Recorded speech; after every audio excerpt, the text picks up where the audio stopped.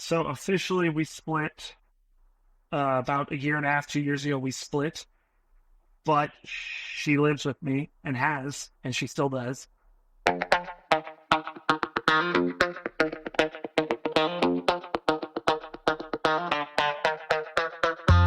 Thank you guys for watching another episode of Daddy Issues. Today we have on Jake, and he's going to introduce himself and tell us a little bit about his story.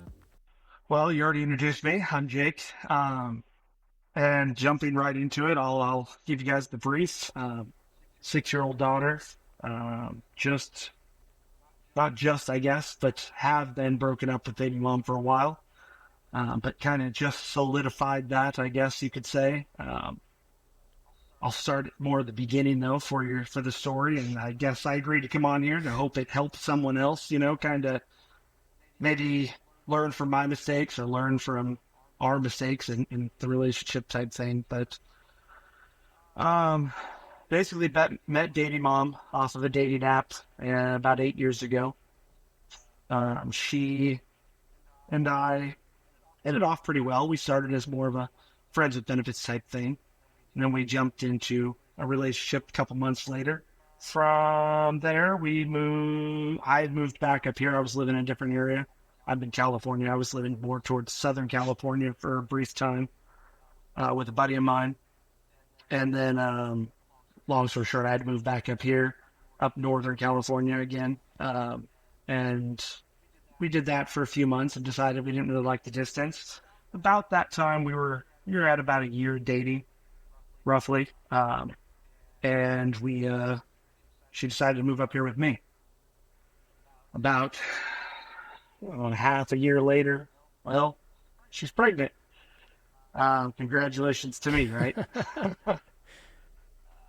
She, it was all good. It wasn't planned or anything like that, but I wasn't opposed to it. I'm 35 now, so I was late 20s at that point. I pretty much thought I wasn't going to have a kid by that point, so it was a nice surprise. I was working 4 jobs for Wow. quite a while there. 2 full-time jobs and then 2 part-times to kind of just, it was on-call type stuff, security. When she was pregnant? When she was pregnant and then after my child was born, yeah. Trying to pay bills, trying to keep up with everything, trying to support my up-and-coming family. And I killed myself doing that for about 2 years. I finally ended up having to stop because even with those 4 jobs, I wasn't going to make enough for the rent increase for the townhouse that we were in at the time. And so we moved back in with my family, and I was able to drop a couple of jobs and take a step back and breathe a little bit again. From the beginning, her and I never had a lot of communication. We were both, she's 7 years younger than I am, 6 years, I think, off the top of my head. Didn't seem as much of a problem. It was more so the fact that I missed the red flags that I should have saw at the beginning and got out. When most of those were those 4 jobs I was working. I was also coming home and I was cooking. I was cleaning. I was doing her laundry, my laundry, and when the kid was born, kid's laundry. I was doing everything. Yeah. And she never had a license. She never had a car. She never drove. She didn't know how to make mac and cheese when we first got together. Yeah, a lot of red flags missed there. I didn't think much of it. I'd say that'd be the biggest one right there. You can't make mac and cheese. I'm out of here. Today's sponsor is Once You Go Black Coffee. If you guys are coffee lovers and you need a kick in your day, or you've had a long night of doing paperwork and trying to figure out your court situation, talking with your attorneys, check them out, man. OnceYouGoBlackCoffee.com for 20% off. Use the code DaddyIssues, and big shout out to them, man. Thank you. All right, back to the episode. Pretty much, man. It was dumb, but I didn't look at it in terms of that until the kid came around. And when the kid came around, my brain, my life, it changed. I said, I don't know if you want cursings. I'll try and minimize cursing, but uh, I said, I've got to make changes. I've got to do more. That's where I started picking up the jobs and I started, hammering it out. And then that's where I started figuring life needs to change at home. Yeah. And I tried for the next, what was it at that point, 6 years or so. Um, I just, I grabbed a hold and I just tried to drag her along with me. And unfortunately, she never picked up anything from that. She learned how to make mac and cheese. Not great, but she learned how to make it. She could boil the water. She boiled the water, she could throw the noodles in, but it was always really light on cheese. Um, but it was small things. Um, I stuck through it because that's how I was raised. Is this recent for you? Like, did you guys just split or? So officially, we split about a year and a half, 2 years ago. We split, Okay. but she lives with me and she still does. As to more recently, there's been an uptick in drama. I've noticed her kind of coming out of the shell, Yeah. picking up, starting to do things.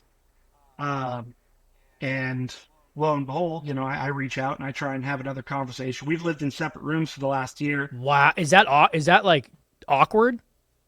That has to be. It's very awkward. It's tough too. I mean, you have someone right there, who only time they you see them or around them, they drunk text you, and say, "Hey, I'm in the mood. Come in here." Yeah. And like a stupid ass whipped puppy dog, here I come running because it's the one time of the year that I get any kind of that connection, that intimacy, that much less the physical fun of it. I think a lot of us guys, we don't admit how much we want that connection. It's not just sex in a lot of the cases. It's we want that feeling of need. Like we want to be felt like we're needed. But yeah, it's been very awkward. And then more so recently, and then again, like I told you, I'm not shy, so I'm going to tell exactly what happened and what got thrown out there. I reached out to talk, and hey, I see you. I see that you're making changes. I see that you're kind of stepping up. I was like, I'd like to have a talk and see if we can actually communicate and figure things out. A long story short to that is, she came back with well, no, I think we're done. I don't have any interest. Wow. Okay. But then it went back to about 2021. She brought up, she's like, I've been done since 2021. And all over the years, I've had a lot of anger and resentment building up. So, pro tip to guys, if you feel anger and resentment building up, get the fuck out. I never put hands on her, never done anything like that. But when I get angry, I yell. I'm a naturally loud guy. So when I get angry, I get even louder. Yeah. I mean, I would say before you get out, communication is the biggest thing that people don't do in relationships, which could save so many because, you wait until the time where you're all built up and you're just done at that point, but you could have resolved it if both of you kind of were talking it out, or if you had an issue, hey, this is what's wrong, stuff like that. 110%. Sorry, rephrase that. Communicate if you can. If she's willing to, go that mile. I got us signed up for couples counseling 3 separate times. I took every step I could to try and communicate with her. So I didn't throw that in there yet, but over the years, I had been trying and getting shut down at every turn. She didn't like what she hears, stuff like that. She shuts down. Yeah. I need time. I can't deal with this right now, but never comes back and revisits that conversation. If it's brought up again, instant shutdown. I can't deal with it. And then again, it's just a endless cycle. So I definitely tried the communication route to clarify. But then what I was saying is when all this came up, she reached back to 2021 and started talking about a night where, keeping it brief, basically, I was going out of town for a buddy's wedding, flying out at 3 a.m. the next morning. A couple previous friends of ours, him and his wife, invited us over to hang out. I declined, having to get up early. She went. The wife came and picked her up. and texting throughout the night, and then she kind of disappears, fades out for about an hour or so, and I'm like, it's getting late. I'm like, I gotta go to bed, and me being who I am, I have a hard time falling asleep if I care about the person Right. and they're out of the house. I'm worried, for whatever reason. So I, reach out and lo and behold, well, she comes back with, well, I did cocaine.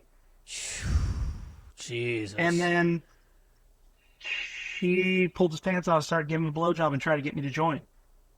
No. The friend? Oh, my God. Yeah. And they had a newborn baby 10 feet away in the other room right there. Jesus. Oh, yeah. Needless to say, I lost it. Yeah, well, of course. I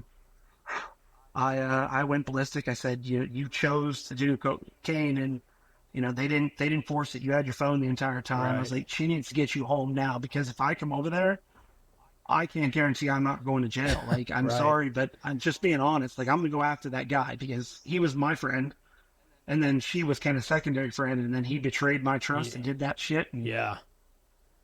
so she brought the wife brought her home, and I went off on her.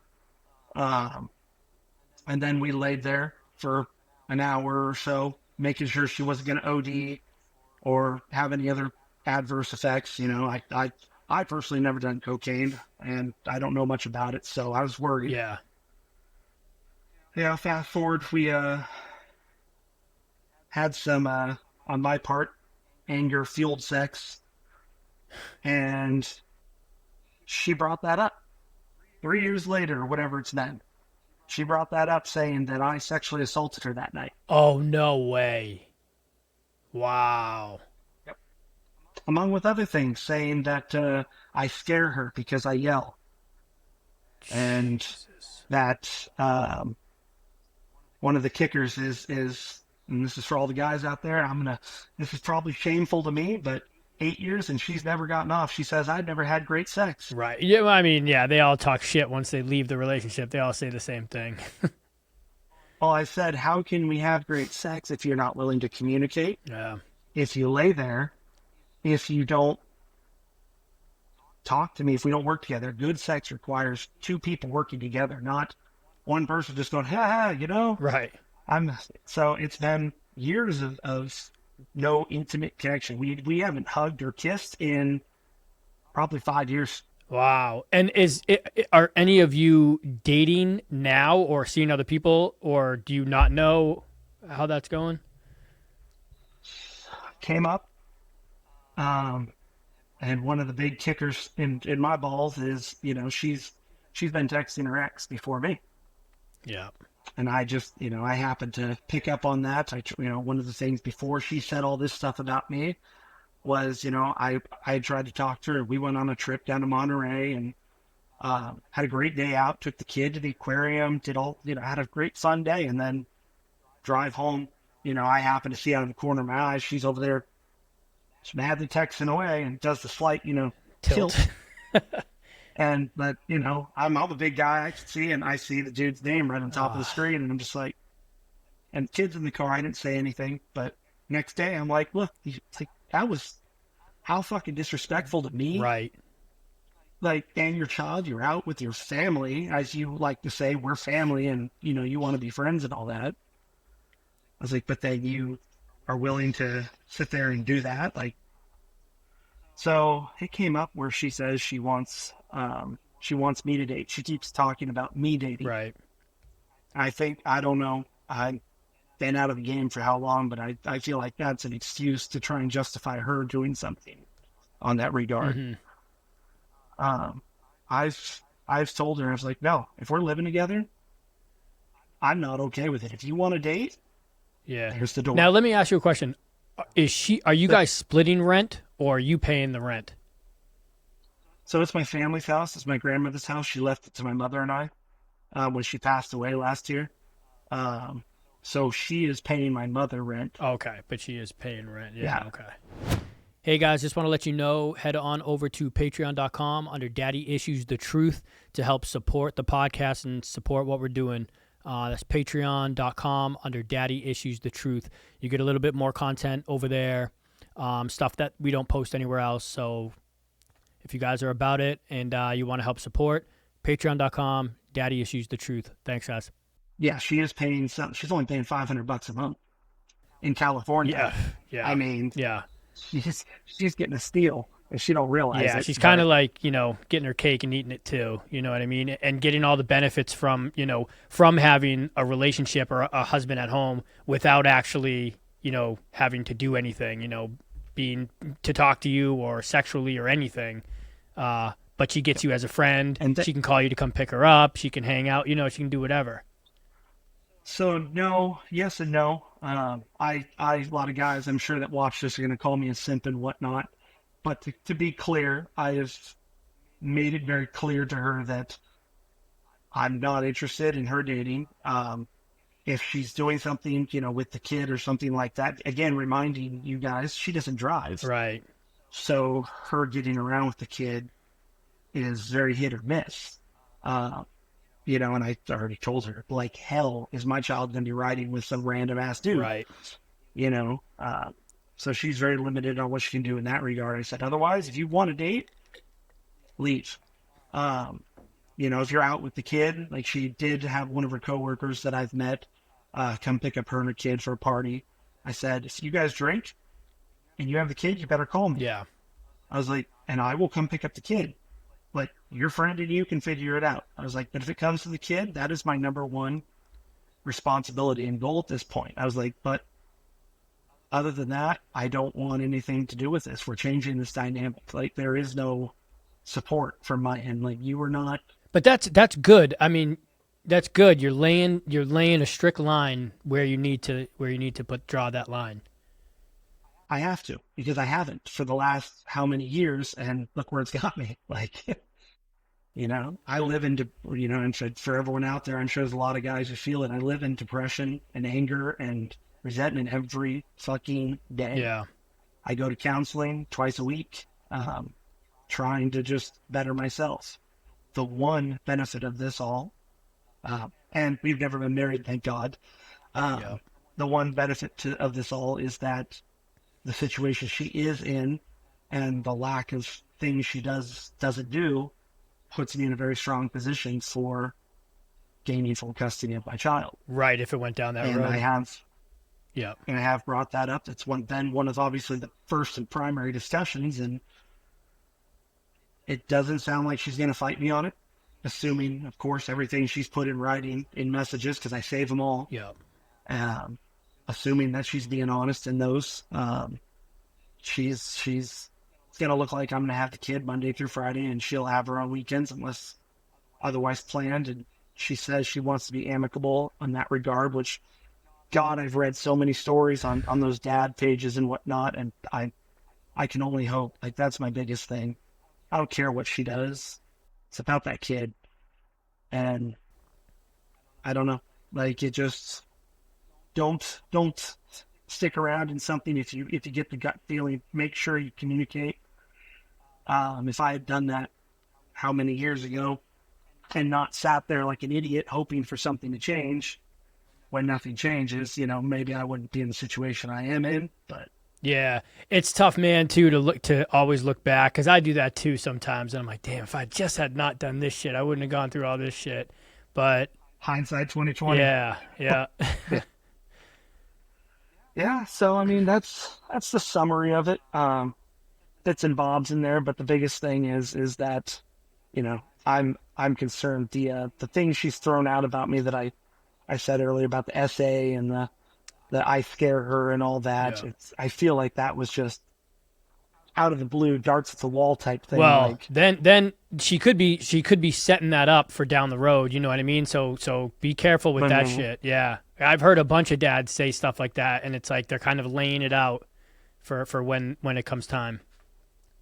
And that's where I called it right there. She's done all this through messages. We've never had real conversations in person. So I've called it right after that. I said, where? How?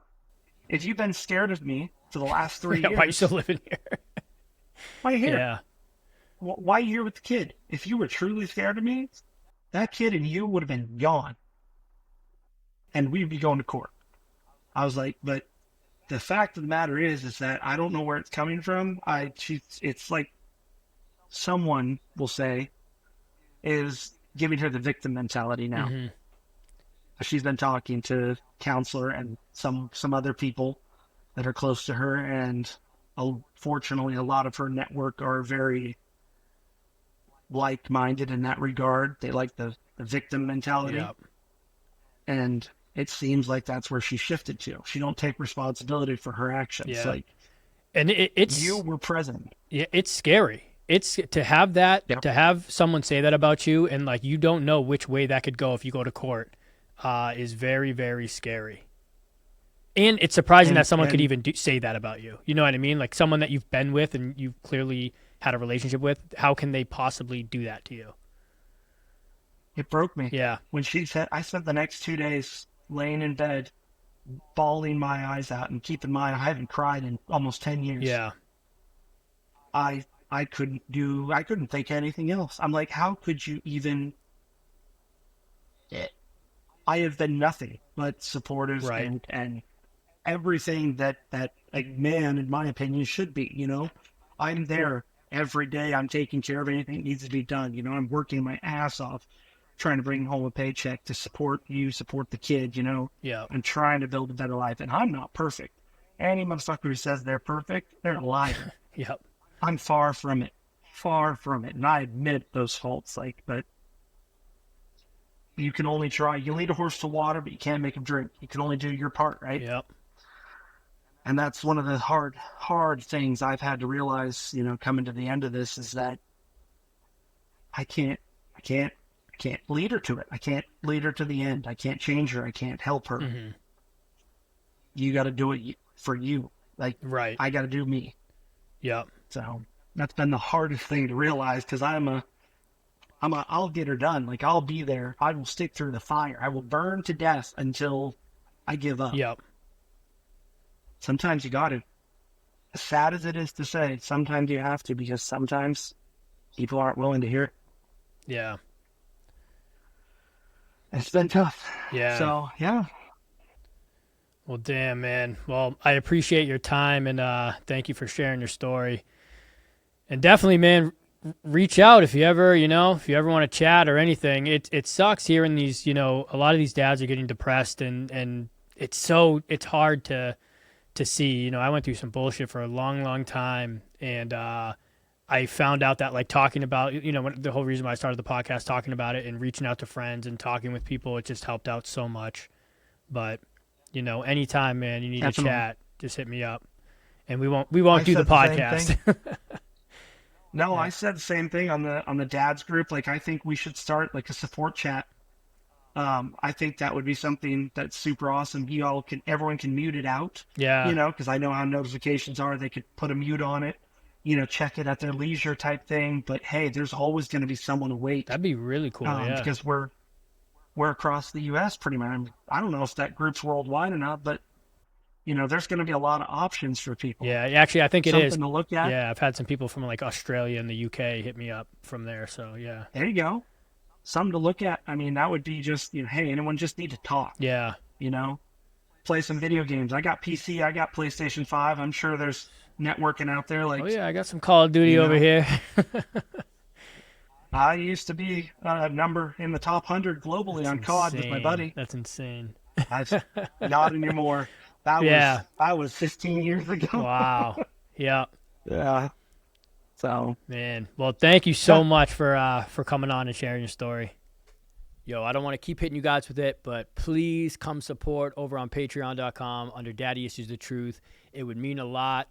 We really put a lot of work into this podcast, so if you guys have time and you guys like the content that you're getting, it would be a huge help if you guys could support us over on patreon.com under Daddy Issues the Truth. All right. Thank you, guys. Me down. You can hold me down. You can hold me down. You